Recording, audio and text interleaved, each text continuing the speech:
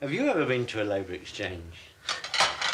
You know, the last time I went there, I was paid my money by a Sikh. A Sikh sitting there with his turban and a bangle in his hand. Now, I was 3 years with the Indian Army in India. I was 3 years in India in civilian life. I got on well with Sikhs, Hindus, the whole lot of them. But to walk into a British labour exchange and find you're being paid out your money by a Sikh, these are the people that in my small way I help train and educate. To go to a labour exchange is not a very edifying experience at all.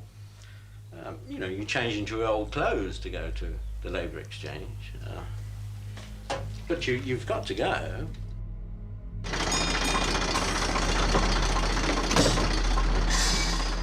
Edgar Mittelholzer had come to England in the 1950s from British Guiana, and he had become a best-selling novelist. What Mittelholzer wrote about was violence, the violence and the racism that had been at the heart of the European empires. Mittelholzer believed that it still haunted the minds of those who had ruled the empires. One of his most famous stories, My Bones and My Flute, is about a group of colonialists who travel up a river into the jungle in Guyana.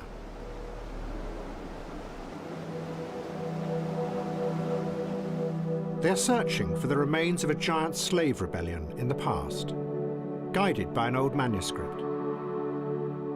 But anyone who reads the manuscript starts to hear the distant sound of a flute, and they change. They become possessed by something that is reaching out from the jungle and working its way into their minds. It is the anger and the fear of the slave owner who put down the rebellion, and it will not let them escape. And Mittelholzer himself became angry with England. He saw it as a decaying, corrupted country. I feel we've reached a stage, when we have become so soft, so effete, but to use it in other words, so effete, that we feel that, well, even criminals must be mollycoddled. And you feel so strongly that you're prepared to go as far as to say that yes, there are human beings who should be categorized as vermin. Vermin, exactly, quite. Anyone who is guilty of violence to the human person and to property should be considered as human vermin and eradicated. I know it's a violent thing to advocate, but I can't see any other cure to the crime problem. Every evening, he sat with his wife in his house in Surrey, listening to the music of Wagner. Until one night, Mittelholzer walked up the hill by his house, poured paraffin over himself, and set himself alight. He burned to death. The anger and the fear had reached out to the colonized too.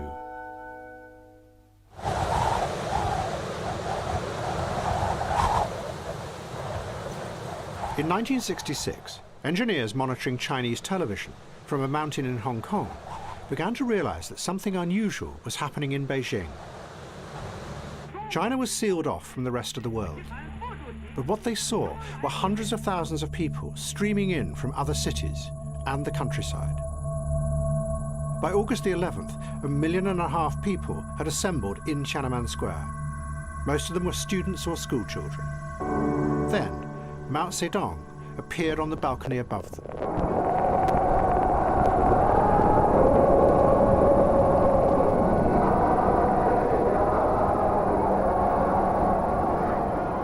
Mao Zedong and his wife Jiang Qing had unleashed a new force in China. These were what Mao called the little devils of youth. He told them that they were going to save the revolution. Their job was to go and seek out the demons and the monsters who were corrupting the revolution. No one should be safe, he said. They should all be torn down and smashed to pulp. The new revolutionaries gave themselves a name, the Red Guards.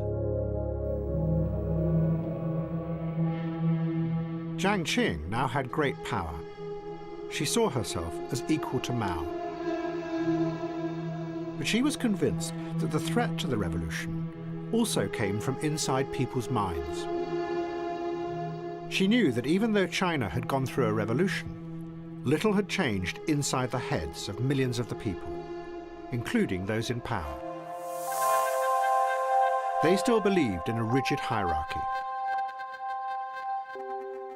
She had been scorned as a woman by the other revolutionaries around Mao. They had done anything they could to stop her. Jiang Qing had rewritten old Chinese operas into epic melodramas about the need to challenge and destroy the old order. All the old figures of authority were banished. Instead, the ordinary people, including women, took centre stage. They were performed to millions of young Red Guards, and in talks before the performances, Jiang Qing told the audience how what they were about to watch were heroes awakening and realizing that they could take control.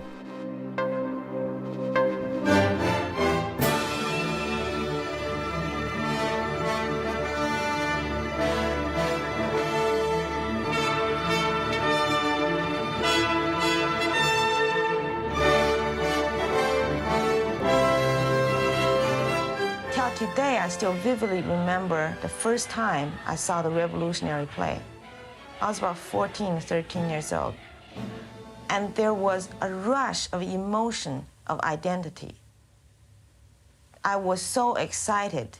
Suddenly, I saw those plays after Jiang Qing's talk that night. And suddenly, what she was saying made sense to me, that there was a fundamental difference between the revolutionary art and the traditional art. There was something in the play about the working class emotions and working class world outlook, and just the flamboyance of the working class figure on stage moved me. That is my society, that's my life. That's the people I see, that's the people I live with, and they're on stage. Mao and Jiang Qing suspended all schools and universities, which released 120 million students, who were then sent out to find and destroy the demons that were hiding among those in authority. Our teachers were often paraded through the streets, and we made them chant, "I'm a demon, I'm a devil. I deserve to die." That's the song, and they had to sing it. And they all sang. Whoever didn't got beaten up, some very badly. We used our belts to whip them. Some people used sticks. And the mother of this teacher was pushed over a bridge and fell to her death.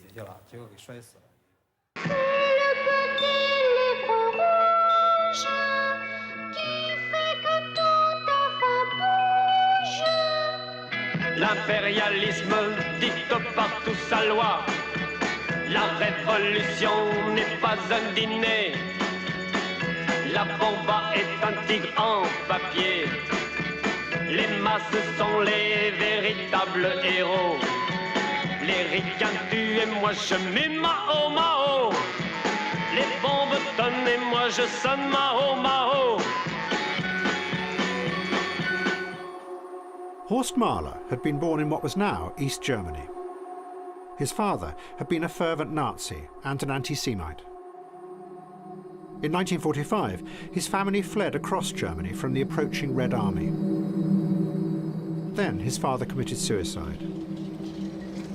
Mahler grew up in West Berlin, and everything was buried. Bitte alles aussteigen, der Zug wird abgestellt. In 1964, Mahler joined a new group called the APO, the Extra-Parliamentary Opposition. They knew that many of those in charge of the country had been senior members of the Nazi Party. But no one talked about it. And they wanted to expose the Nazi crimes of those in charge and challenge their control of the country. There was the memory knocking at the door. And we asked our parents and our grandfathers, what did you do in all this time? Did you resist, or had you been a little Nazi, or had you been an opportunist? And this discussion was blocked by the elder generation. And so it became hostile. The student movement was astonished by the violent reaction of the German government. And Horst Mahler and other radicals began to think that the problem was far deeper than just individual Nazis. That maybe the whole Nazi system had also survived and was hiding behind the facade of modern capitalism.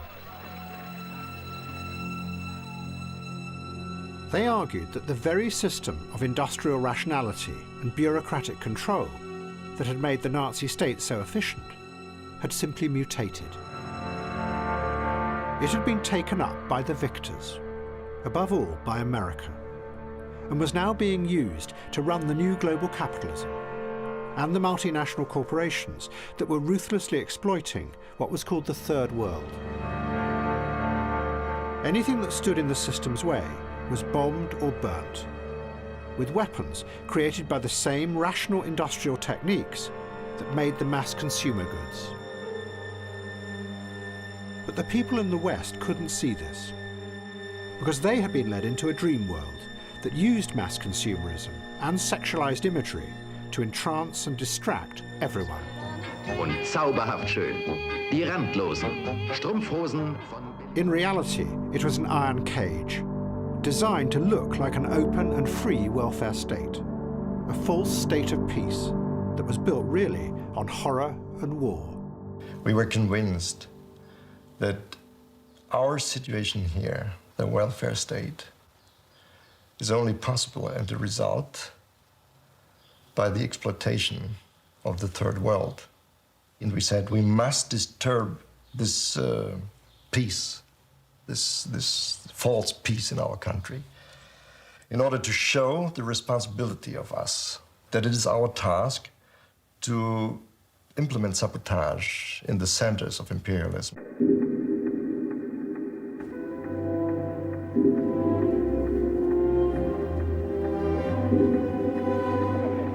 Black power. What's the reaction to your arrest, Brown? Of course, racist America has done it again, but that's not going to end the burning in Detroit, brother, because we built the country up and we'll burn it down, honkies and all. Mr. Brown, did you tell them to burn down that school?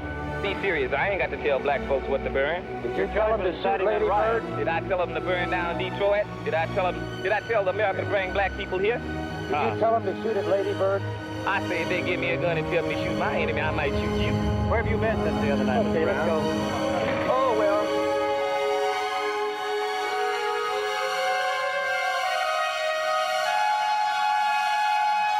Non-violence is okay, but you get nowhere with non-violence. I like violence. Malcolm X started, but King finished. Malcolm X set the idea. He rooted it rather in the minds of many blacks. He really started the ball rolling. You feel that violence is necessary in order to get rid of what you would call the oppression? It wouldn't get rid of it, but it will open, some of whitey's eyes to say, well, we're not joking, we really mean what we say. Do you find yourself really hating white people? Yes. Some people hold grudges, and I do. Look how they treat me. How many flows did my great-grandmother stroke, How many babies did she take care of that wasn't hers? Stuff like that. And I'm just one of those people that hold things.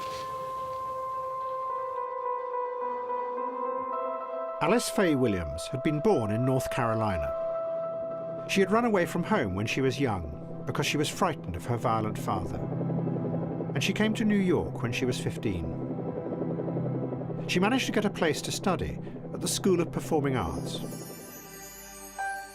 Then one day, on 125th Street in Harlem, she listened to a speech by Bobby Seale, one of the leaders of the Black Panthers.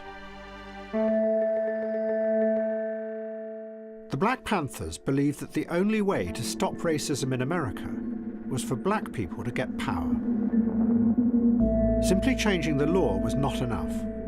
The anger and the fear remained hidden away in millions of people's minds. The solution was black power. And the first person to articulate this was Stokely Carmichael on a civil rights march in Mississippi on one day when the more moderate Martin Luther King was absent. So I just made a speech building up to it, building up, showing that it wasn't a question of morality, it wasn't a question of being good or bad, it was simply a question of power. And that we black people had no power, and we had to have some power. The only type of power we could have is black power. Black power. We want black power. We want black power. We want black power. We want black power. We want black power. We want black power. We want black power. That's right. That's what we want. Black power. They responded immediately in a healthy manner. Dr. King came back the next day, but it was too late then. Black power had been established. Alice Williams decided to join the Black Panthers. She became a member of a new chapter that had been set up in Harlem, and she changed her name to Afeni Shakur. She later explained what the Panthers meant for her. For the first time, she said, there was now something I could do with all this aggression and all this fear inside me. The Panther Party at that time took my rage and channeled it against them instead of against us. They educated my mind and gave me direction. And with that direction came hope.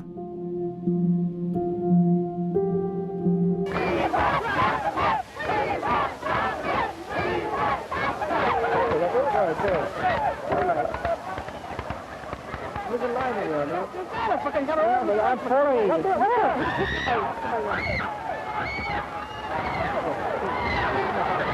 out behind you. Move in. Cover me. Cover me. Come on,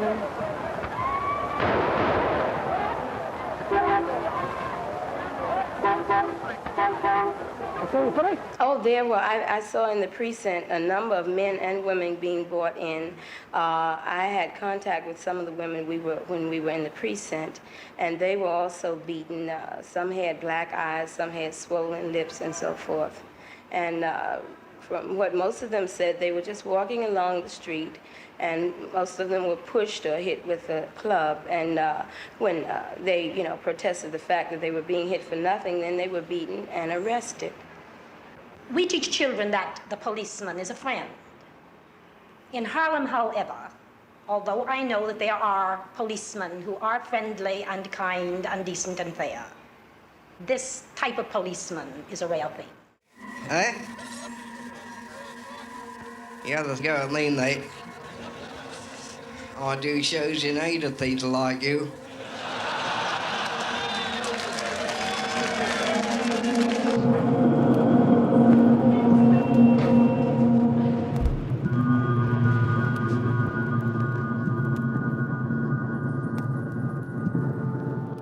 Michael de Freitas had been a gangster. He had worked as an enforcer for the notorious slum landlord Peter Rackman. But now he wanted to be a revolutionary. Then one day he met the American black leader Malcolm X, who was on a tour of England. They began to travel around the country together. When they arrived in Birmingham, the hotel receptionist thought that Michael de Freitas was Malcolm X's brother, and he called him Michael X. De Freitas decided that in the future, this was going to be his revolutionary name, and he was going to lead a revolution in Britain. Michael X soon became famous. I would hate to be described as a politician because they're all such liars and thieves. If I'm going to deal in the realms of that type of public relations, I'd rather think of myself in terms of being a statesman, which is an art that this country has long since forgotten, like we have no statesmen today. I'm probably the only one in the country. Unfortunately, we find that the people of pale pigmentation are people who are so barbaric, like, for instance, right now this country, which is run by those type of people, have got more weapons of destruction to destroy the entire world. And they're so savage, they're building even more. You see, the British are such a strange people. Many of Michael X's supporters were the young white radicals who had moved into Notting Hill, into the very houses that he and the gangster Peter Rackman had run 10 years before. Because Michael X was an outsider, the white radicals believed that he could see the system for what it really was. Like all revolutionaries before them, they had tried to appeal to the white working class and get them to rise up against the system. But no one seemed to be interested. And what we've been talking about here today is the problem of racialism and the problem of the attack by the government and by the employers on working people's conditions. The radicals decided that this was because the ordinary people had been brainwashed by the media and by consumerism, and turned into what their theory called one-dimensional creatures, which meant that they were the wrong kind of person to start a revolution with.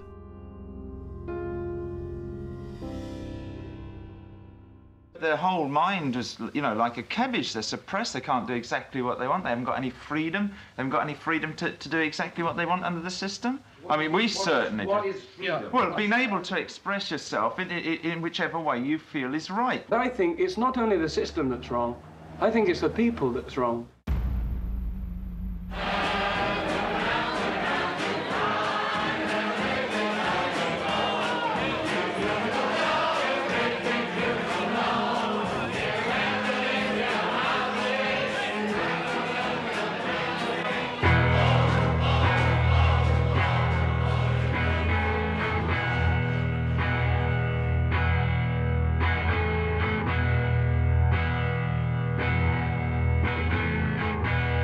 Be interested in working every night for me? Yes, perhaps every night, yes. Fine. Well, you know, if you do a spot, we'll get planned to play. Anything particularly you like to play? Anything song? Would you? Yeah, I feel welcome.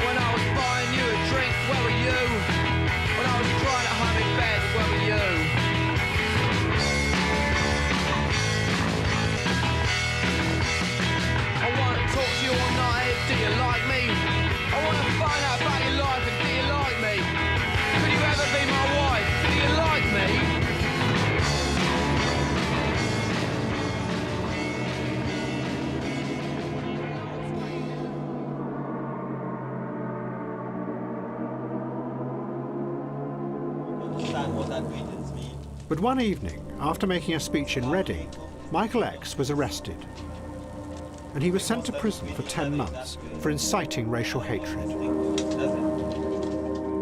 The MP, Enoch Powell, had also made a speech at the same time, violently attacking immigrants. He wasn't charged, and he carried on being an MP, which Michael X said rather proved his point about the racism underlying the country.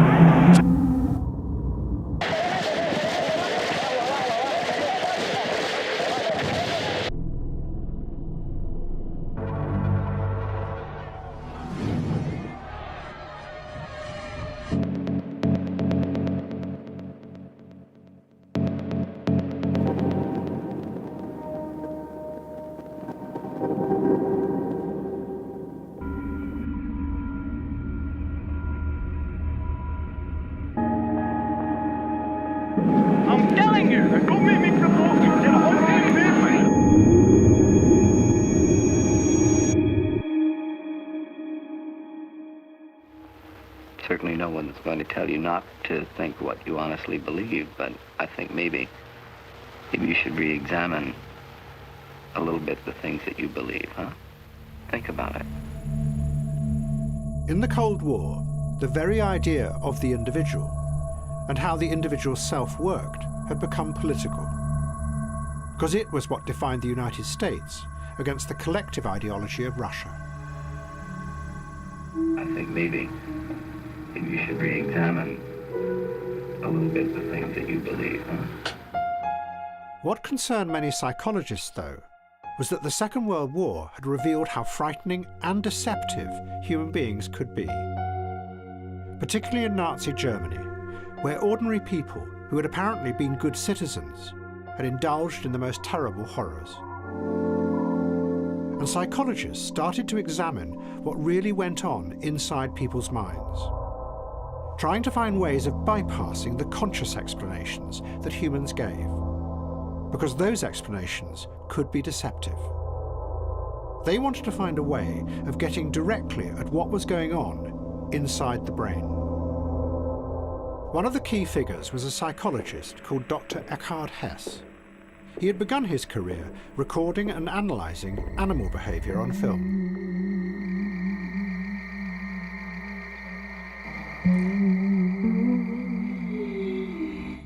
Now he did the same with human beings. Dr. Hess had discovered that the pupils in the eyes of individuals reacted dramatically when they were shown different kinds of images. The changes had nothing to do with the changes in the light. They came from within the human being. And Dr. Hess believed that they gave you a way of seeing the hidden emotional responses that were going on inside the mind. Feelings that the individual might not want to tell you about, or even be aware of. You were looking directly at the brain. Really, since the eye is very, very intimately a part of the brain, embryologically and anatomically, it is almost the same as though there were a piece of the brain sticking out, behaving, and all the world is there to be able to see it. And if that's so, what ought to be reflected or mirrored in the eye is really the behavior of the brain.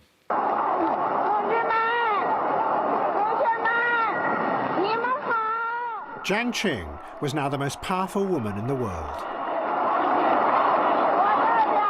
She was in charge of giant cohorts of Red Guards that she guided and told who to attack and destroy. High-up members of the Communist Party were seized and paraded in front of tens of thousands of screaming people and forced to confess to thought crimes against the revolution. If they didn't, they were beaten and killed. But in reality, Jiang Qing had lost control. The revolution had never really changed the structure of power in China. And what she and Mao Zedong had unleashed was a vast anger and resentment against the elites that was now bursting out and overwhelming the country. In Beijing, there were mass killings, with bodies being thrown down wells or into communal burial pits. In Shanghai, hundreds of those targeted by the Red Guards committed suicide.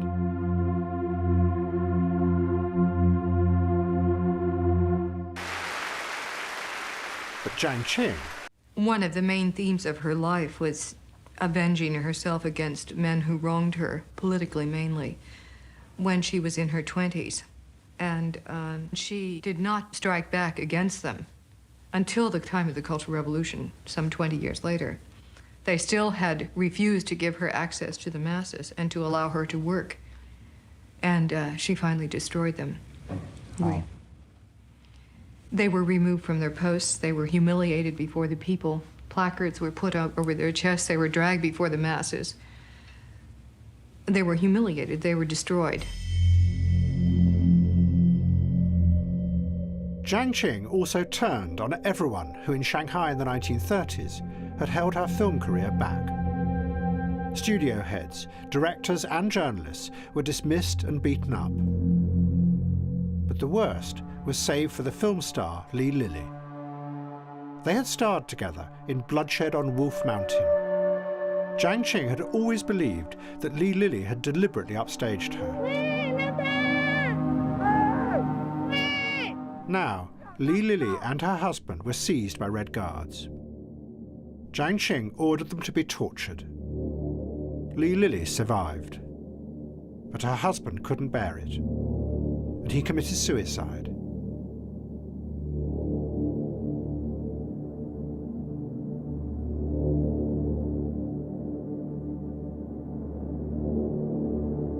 We have warned every person in the world not to visit Palestine because Palestine is not a tourist attraction.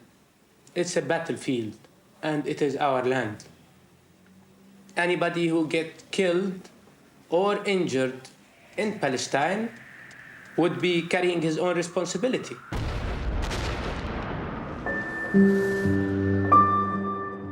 Horst Mahler and a group of other German revolutionaries secretly went to a Palestinian training camp in Jordan. They had decided to train in urban guerrilla warfare. But things didn't go well from the very start. One of the leaders of the group, Andreas Baader, insisted on having mixed sleeping quarters. Then the female members of the group started to sunbathe on the roof. The commander of the camp told them to stop. Baader argued with him. The anti-imperialist struggle and sexual emancipation, he said, must go hand in hand. The commander refused. Baader put it more bluntly. Fucking and shooting, he said, are the same thing. Then Horst Mahler found that the Fedayeen fighters in the camp had brought in pictures of Hitler. They pointed at them and said, "Good man," because he had killed the Jews.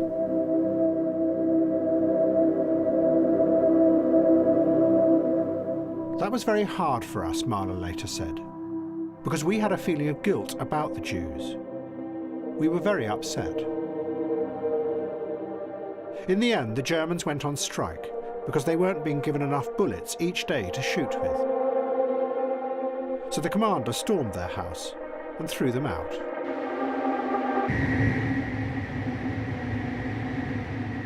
They came back to West Germany, helped by the East German Stasi, who saw it as a way of destabilizing the West. And the revolutionaries set out to use their training to force the West German state to reveal its true fascist face.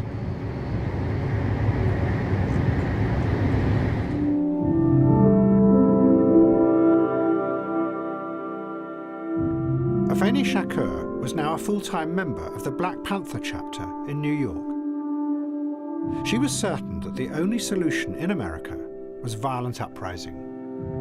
And she spent her time writing poems calling for revolution. But the problem was that she and many of the others in her cell didn't know what to do to make this happen.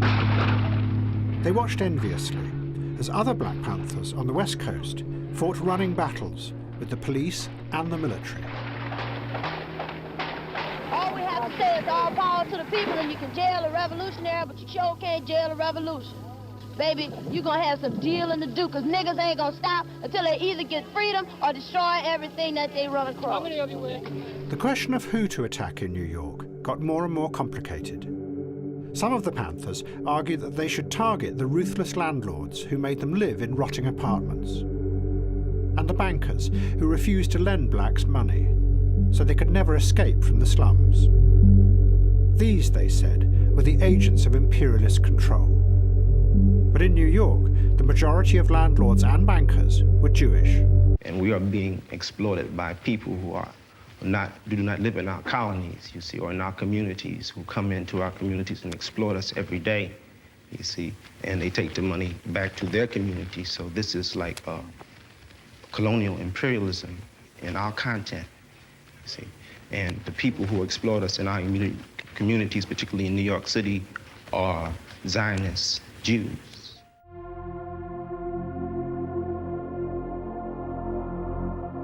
Afeni Shakur's group came up with a plan. They were going to plant bombs in big department stores like Macy's. And they would also bomb the Bronx Botanical Gardens and attack local police stations. But as they developed the plan, Afeni Shakur began to worry. She didn't want to kill civilians. And she felt they were being bullied into it by one of their group. He was one of the founder members of the cell, whose revolutionary name was Yedwa Sudan. And Afeni Shakur started to be suspicious. She wondered if he might really be an undercover policeman. Shakur told another member of the group about her suspicions, who then went and confronted Yedwa Sudan. Sudan immediately pulled out a gun, fired 2 bullets into the table in front of him, and denied it. He said that Afeni Shakur was just being a typical emotional woman. And the group believed him, not her.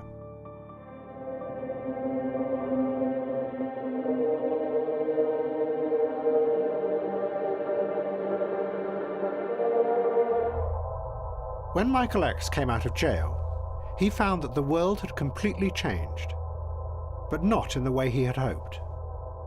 The middle-class radicals, who only a year before had been his most fervent supporters, suddenly didn't want to know him anymore.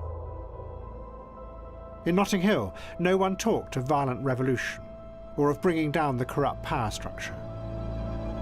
Instead, a new group had turned up. They looked like young radicals, but they had a rather different agenda. And there's no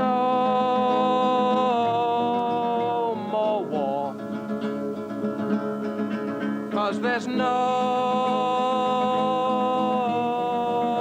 more world.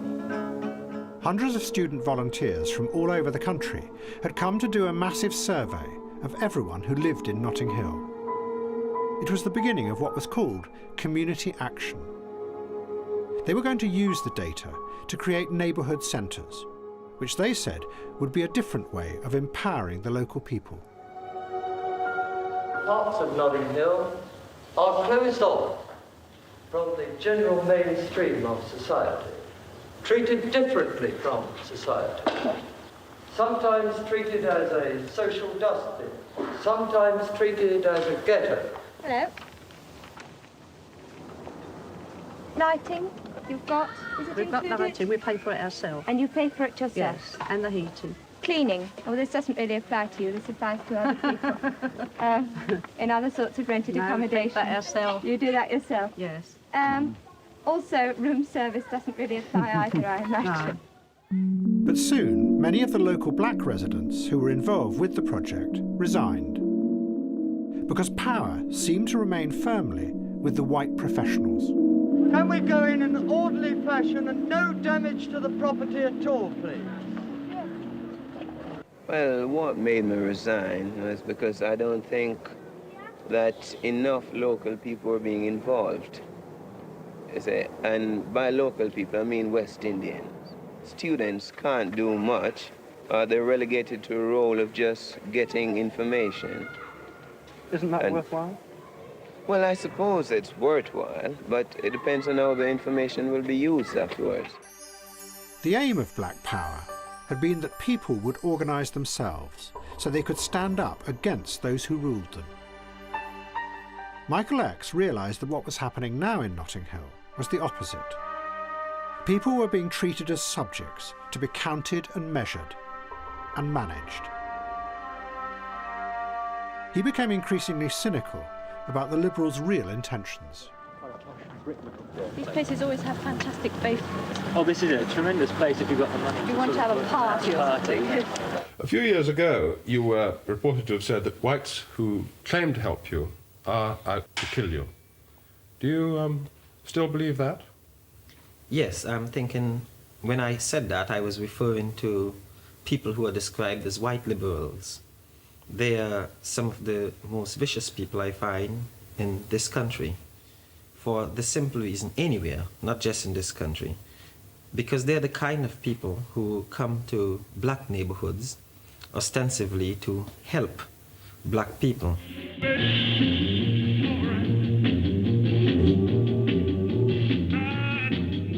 Michael X had come to believe that the talk of revolution had just been empty rhetoric that disguised something else. The new groups might look like radicals and dance to black music, but really they were the children of the colonialists who had run the empire, and they had no intention of giving up their power. That old system of power was simply mutating, morphing into a new form that camouflaged itself in radicalism, but still would manage and control.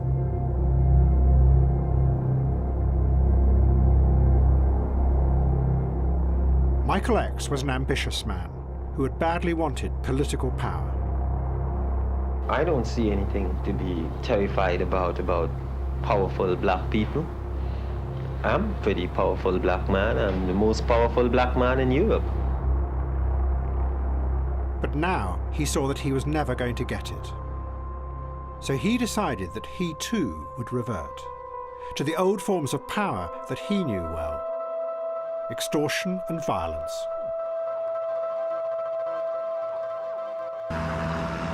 He set up a new organization called the Black House. It deliberately excluded whites.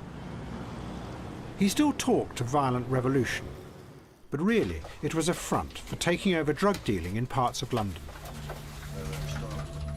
He also persuaded John Lennon and Yoko Ono, who had shaved off their hair, to donate it and a large amount of money to the Black House. Michael X took the money and pocketed it for himself. Michael was putting every single cent he could get in his own pocket. He didn't care about black people. What did they think of him in the end when it failed? Well, they thought he was just a cheap con man. They lost faith in Michael in the end. But he was just playing his games, you know.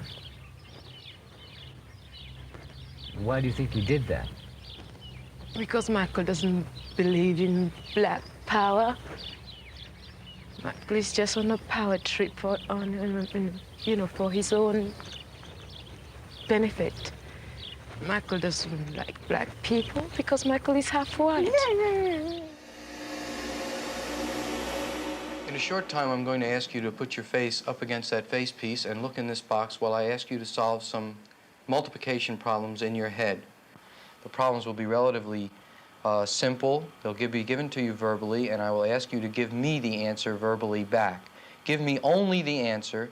Once you have given me the answer, dismiss the problem from your mind, and we'll go on to a next one. Many psychologists had begun to take Dr. Hess's experiments with the pupils of the eye further. They were fascinated by the idea that there might be other forces inside the mind that people themselves weren't aware of. One of them was a young psychologist studying in America called Daniel Kahneman. His fascination with the complexity of the mind had come from a moment of terror when he was a child, living in Nazi-occupied France during the Second World War. One day he had been stopped by an SS officer. Kahneman was a Jew, and the SS was in charge of sending people to the death camps. He was convinced that he was about to be sent away to be killed. But the SS man picked him up, kissed him, and showed him pictures of his own son in Germany.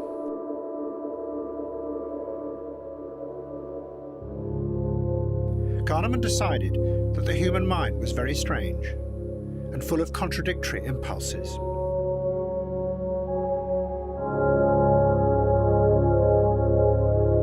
"17 times 19. Now, he, along with other psychologists inspired by Dr. Hess, studied the pupils in people's eyes as they gave them all kinds of problems to solve, while distracting them with music and noise. 223. They were trying to probe further into the human brain to see how it responded to the world outside in ways that the individual wasn't aware of. But as Kahneman and the others watched the individuals in their laboratories, isolated from the society outside, they were led down a very strange path.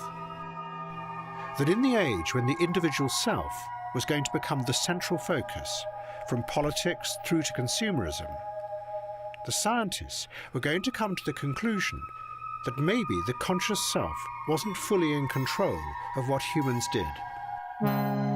35 years later, Kahneman was going to be given the Nobel Prize for a theory that began with his work in the 1960s.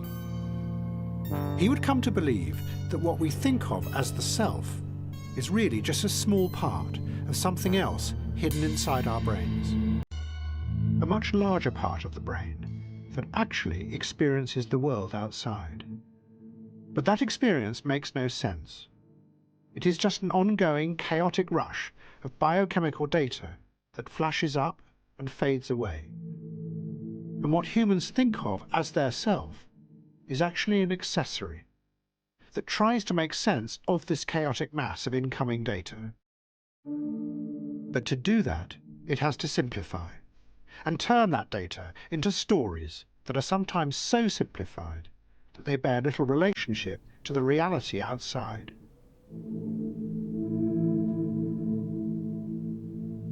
It gives people the feeling that they are in control, but that is just a comforting illusion. Kahneman's theory was going to have a far-reaching influence beyond psychology, because the implication of what he was saying was that you could never change people's behavior by appealing to them rationally.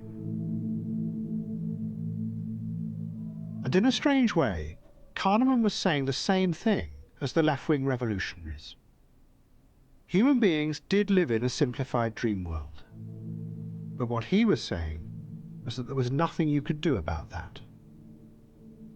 And in an age of individualism, when you could no longer order people about, the only solution was to keep them in that dream world, and to make sure the dream world was safe and happy. The idea of appealing to them rationally and changing the world was pointless. 你面前的正是两条路。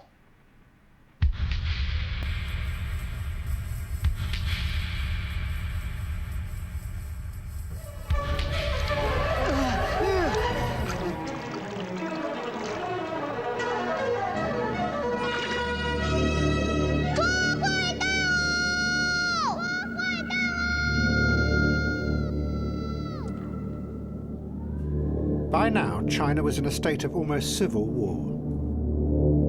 Different groups of armed Red Guards were fighting running battles with each other in all the major cities.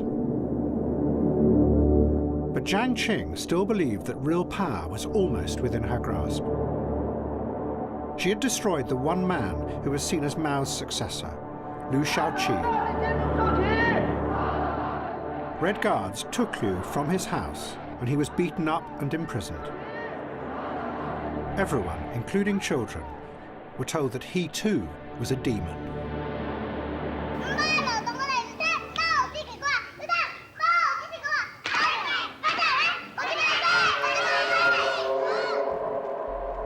Then suddenly, Mao turned on Jiang Qing. At a public meeting of those in charge of the Cultural Revolution, he told her, "You are someone who has grandiose aims, but puny abilities. Great ambition, but little talent." Jiang Qing realized that she was being dropped.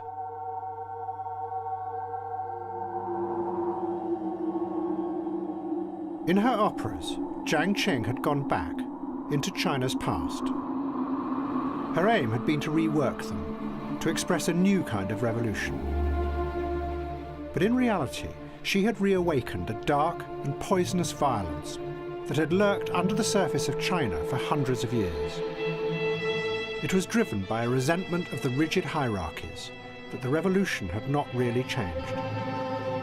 Mao had not given her or anyone else guidance about what to do with the fury that she had summoned up. And now she knew why.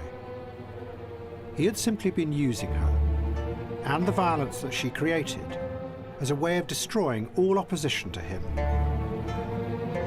He had no other vision of how to solve the old divisions and resentments in China. His only aim had been to get rid of all his rivals in the party. Jiang Qing had been betrayed yet again.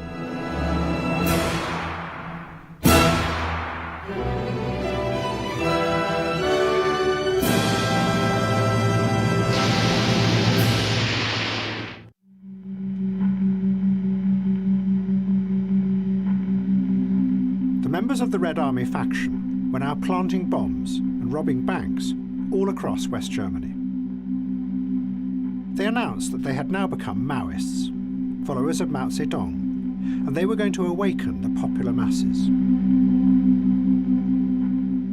The government were desperate to catch them, and they turned to a man who said he knew how to find them.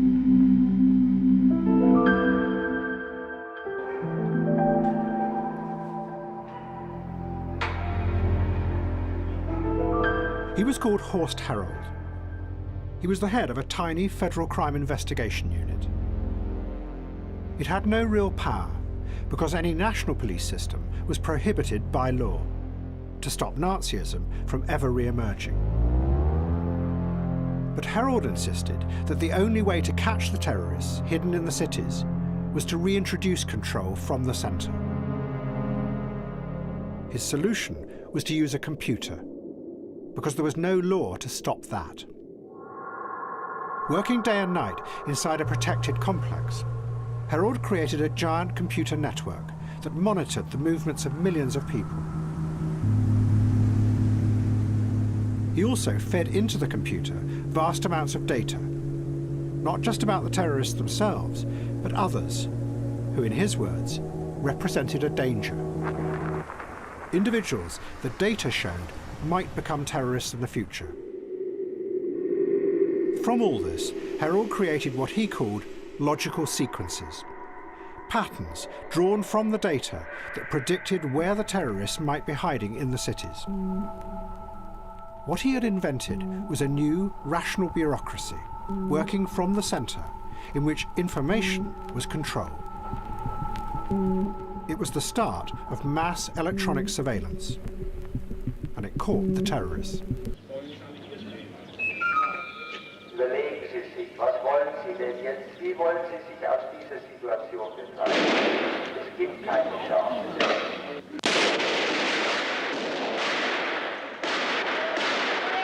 But Horst Herold was not just an unthinking technocrat.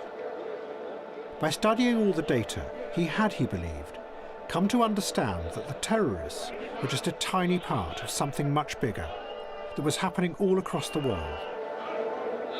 Something that those in power did not yet comprehend. And in 1973, he made an extraordinary speech that laid out the world that he saw coming. The violence and the horror that the terrorists created, he said, did not just happen because of something evil or sick inside their heads. It was a reaction to the new system of power that was rising up across the world. It was the system that the radicals had identified in the 1960s, the new global networks of multinational corporations and international finance that they believed were ruthlessly exploiting the world. If you want to get rid of the terrorism, Herold said, there are two alternatives. You either use political power to change and reform that global system, or you decide to systematically control the people, and their anger and their discontent. But to do that, you would have to create surveillance networks, like the one he had built, but on a global scale.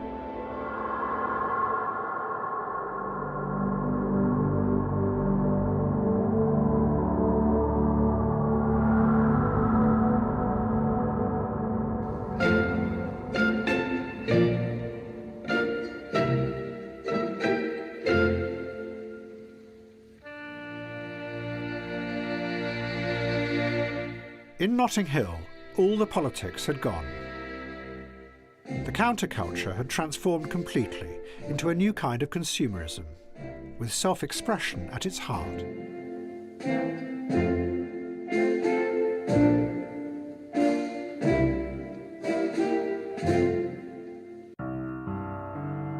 Michael X left London in disgust, and he went back to Trinidad. He moved into a large house hidden away in the suburbs. He said that he was going to set up a new radical organisation called the University of the Alternative. But it was clear that he was in a manic state of mind and increasingly paranoid.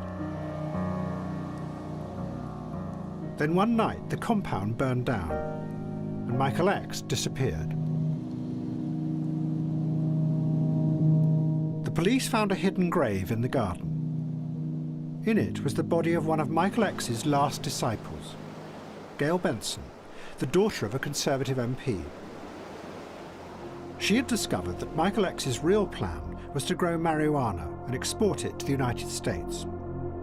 So he had ordered a group of his men to kill her. He told one of them, Steve Yates, that she was an undercover agent from the CIA. She was seized from behind and stabbed several times across the body with a knife. She was struggling very violently, and Steve Yates, who wasn't even supposed to be part of this particular operation, became impatient. He grabbed a cutlass, which in these parts is a long knife used for cutting sugarcane, and plunged it straight into her neck. Well, that was the fatal blow. The men then piled stones on top of her and filled in the rest of the grave. Sometime later, Malik phoned the house to see what the situation was, and Steve Yates simply told him the tree is planted. Michael X fled to Guyana. He then headed south, away from the towns, down a small trail past mining camps. His aim was to get to the river and take a boat upriver into the jungle where he would be safe.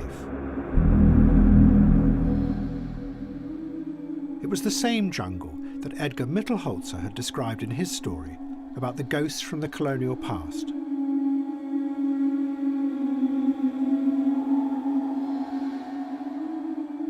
But there was one person who was about to show that even in the growing mood of paranoia and defeat, an individual who believed in the idea of revolution could take on the power of the state and defeat it. One morning, armed police stormed into Afeni Shakur's apartment and arrested her. All the other members of her cell were also arrested. They were charged with what the government said was a giant plan to destroy those elements of society which the defendants call the power structure. It included attacking police stations and planning to bomb 5 large department stores and the Bronx Botanical Gardens. They became known as the Panther 21. Their trial was held in a state of paranoia about further attacks by the Panthers. But it also caused a sensation when it was revealed that 3 of the founding members of the group had been undercover police officers. What was stranger was that some of those officers seemed to have been unaware that there were other undercover agents in the cell. They were also the most active members of the group. We had to organise everything, one of the undercover agents explained at the trial, because everyone else in the group was off doing what they called their own shit.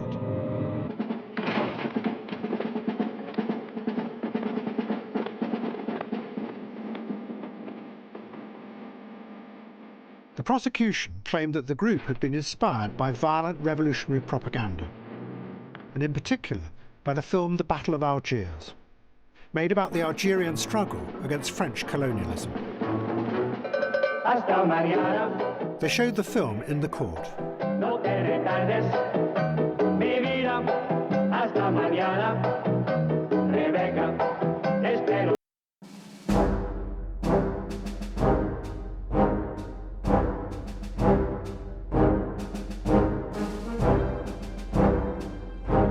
To defend herself, and at the end of the trial she cross-examined the leading undercover agent.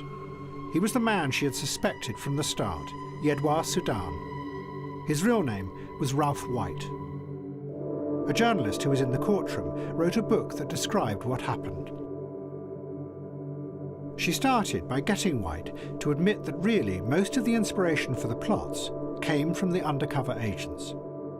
Not only had they continually pushed for the violence and suggested the targets, but they had also arranged to buy the dynamite off yet another undercover agent. And they had also arranged for the cars to transport the dynamite. That really, the plot to attack America had been created and driven by the American authorities. But then Afeni Shakur went further. She talked to White in the courtroom, not as a police officer, but as a comrade that she had spent 18 months with, and asked him about the activism that they had done together in the community. He said that he thought what they had done was powerful, inspiring, and, he said, beautiful. She asked if he had misrepresented the Panthers to his police bosses. He said yes. She asked if he had betrayed the community.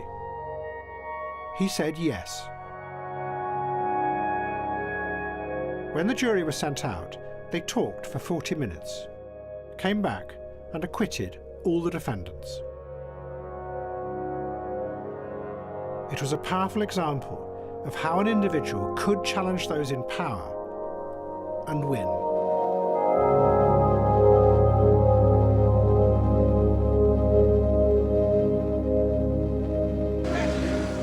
But at the same time, the revelations at the trial of how the Panthers had been penetrated and manipulated fed the growing paranoia that was tearing the radical movement apart.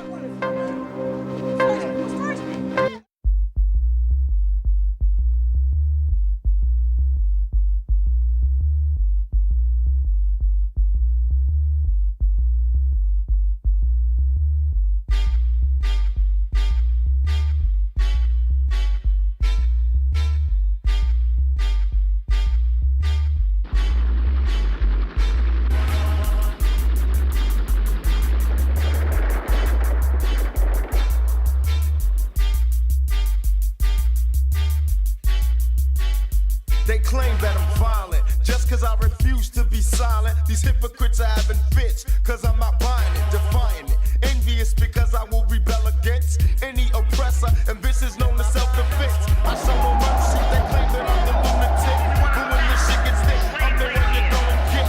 Don't look confused, the truth is so plain to see, cause I'm the nigga that you sellouts are ashamed to be. In every Jeep and every car, brother, stomp this. I'm never ignorant, getting goals accomplished. The Underground Railroad on and up rise. This time the troops getting told, heard enough lies. I told the fight back, attack on society. If this is violence, then violence what I gotta be. If you investigate, you'll find out where it's coming from. Look through our history, America's the violent one. All four, Jiang Qing, Afeni Shakur, Michael X and the German revolutionaries, had all set out to try and confront their societies and change the structure of power. But all of them, in different ways, had unleashed violence that was lurking underneath those societies. The roots of that violence lay back in the past, in anger and resentment against those in power who had made their different countries rich and powerful, but to do that had ruthlessly exploited others and had kept much of the spoils for themselves. The violence had burst out in different ways, across whole societies, among groups, and inside the revolutionaries' own heads. But all of them became overwhelmed by the paranoia and suspicion and the horror that resulted. And all of them had failed in their aims. Now, those in charge of the societies wanted to get rid of that violence, to wipe it and hide it away. And in Germany, the revolutionaries were going to help them do it.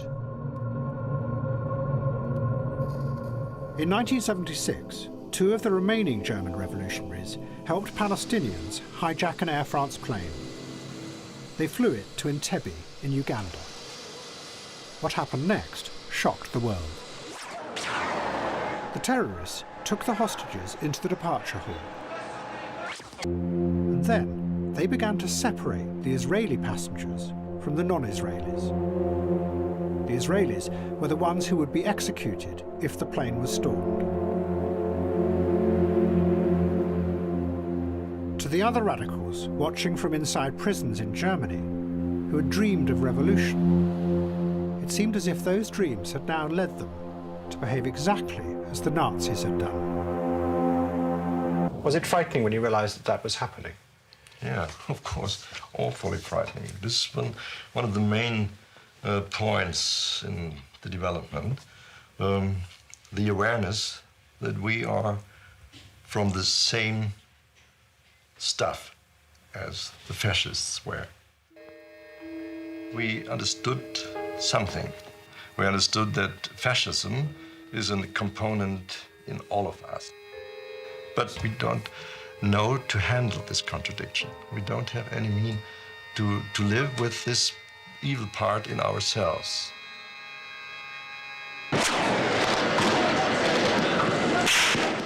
The Israelis mounted a rescue at Entebbe.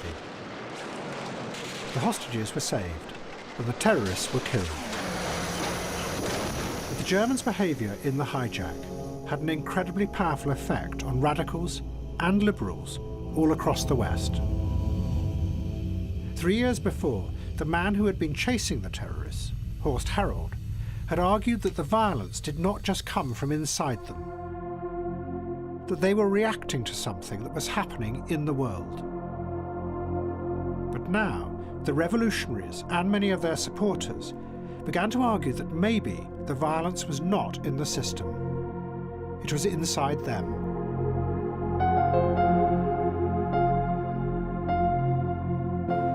A year later, a group of their supporters captured and killed a leading industrialist called Hans Martin Schleyer. He had also been a leading Nazi in the war. At the same time, 3 of the leading revolutionaries killed themselves in prison.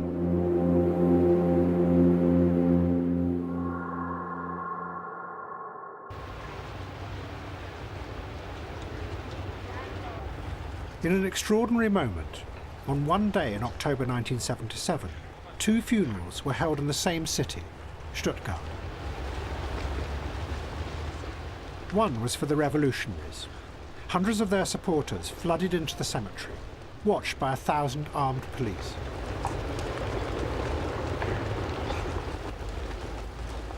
The other was for Hans Martin Schleyer. The leaders of the industrial and financial establishment came together at a church in the centre of the city. It was a moment that dramatically symbolised what had happened. The industrialists and the bankers had come not just to mourn Schleyer, but to bury any idea of radical change in Germany.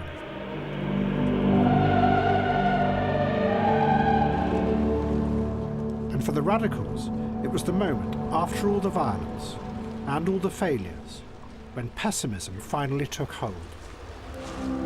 It said that this is what all radical attempts to change the world inevitably lead to.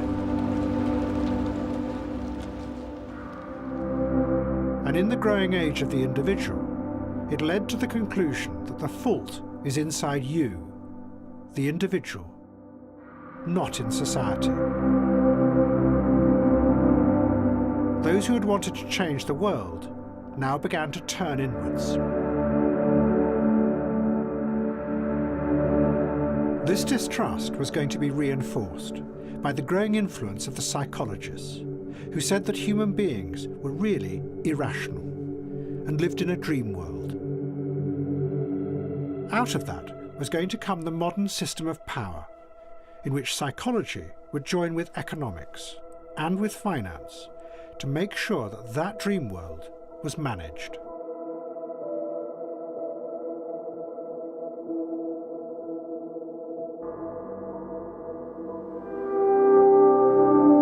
It would be a wonderful world to live in, but its weakness would be that at its root was a pessimism about human beings and whether they should ever be allowed any control.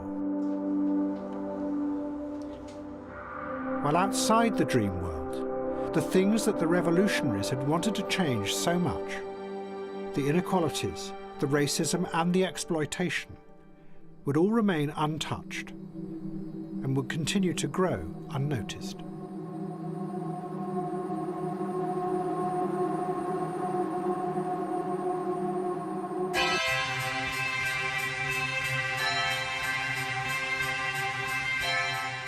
But some of the revolutionaries saw what was happening and adjusted. Eldridge Cleaver, who had been one of the leading Black Panthers, set up his own fashion company. He designed what he called revolutionary trousers. They had a flap at the front, which he said would liberate the penis. While his fellow revolutionary, Bobby Seale, became a celebrity chef. Featuring the founding chairman of the Black Panther Party and guerrilla extraordinaire, Bobby Seale. But one revolutionary was still not going to give up. Jiang Qing now joined with 3 others who had run the Cultural Revolution. They were determined to seize power when Mao died. They were known as the Gang of Four. And Michael X never made it to the river. He was captured and brought back to stand trial in Trinidad. He was found guilty of murder and hanged.